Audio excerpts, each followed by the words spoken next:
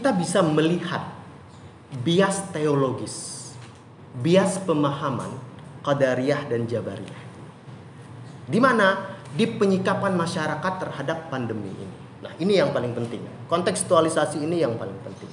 Mengapa saya katakan bias, bukan pahamnya, bukan pemikirannya? Karena memang tidak eksis secara secara eksplisit ya, tidak eksis secara terang-terangan, tapi ada pemikiran-pemikiran pokok yang mirip pada penyikapan, polarisasi penyikapan masyarakat terhadap pandemi COVID-19.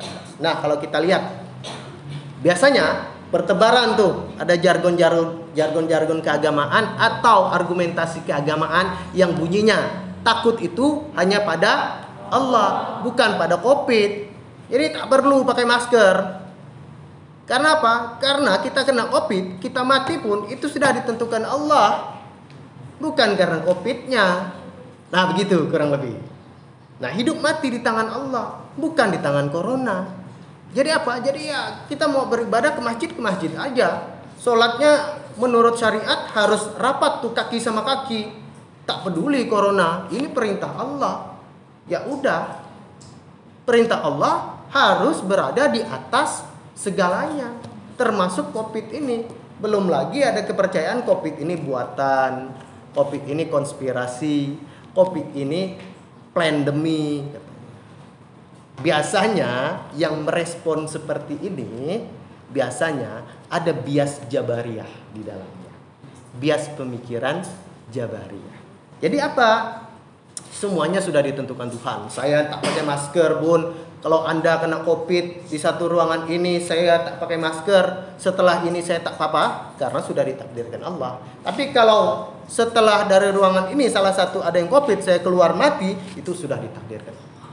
Tidak ada kausalitas sama COVID sama yang lain sebagainya macamnya. Nah, kurang lebih begitu ya penalarannya. Nah, biasanya kelompok masyarakat yang punya bias Jabariyah dengan argumentasi keagamaan seperti ini, sikapnya itu biasanya kurang percaya dengan adanya pandemi. Biasa mereka anggap ini konspirasi atau plandemi. Kemudian cenderung mengabaikan protokol kesehatan. Kan kita masih lihat ya, ada orang-orang yang sampai sekarang dia tak percaya COVID itu ada.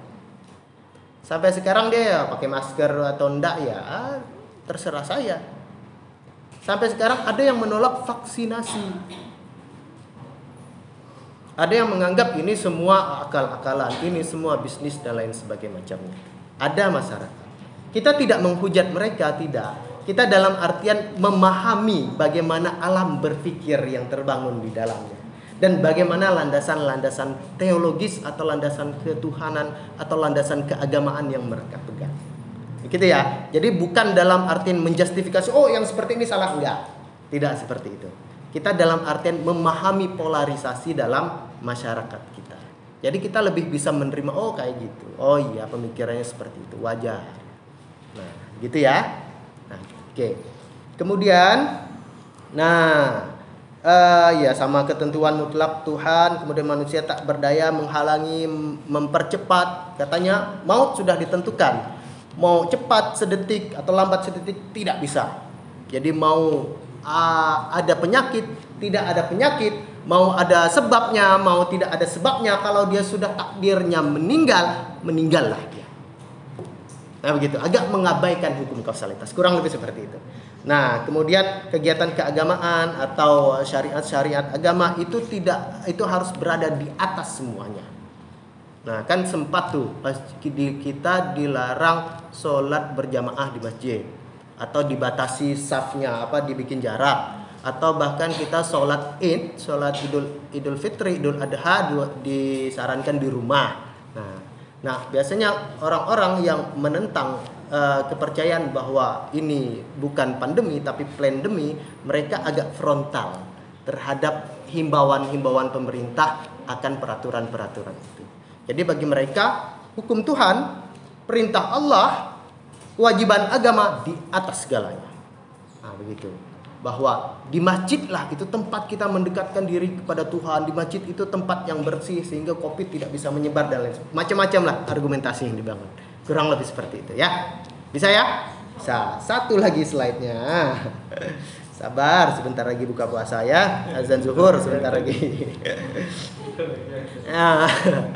Nah, di di bias qadariyah. Nah, biasanya pola masyarakat kita yang menyikapi pandemi COVID-19 ini, yang mereka juga biasanya percaya pada metode ilmiah, pada penjelasan-penjelasan ilmiah, pada hukum kausalitas, hukum-hukum alam yang sudah ditentukan, biasanya mereka lebih patuh protokol kesehatan.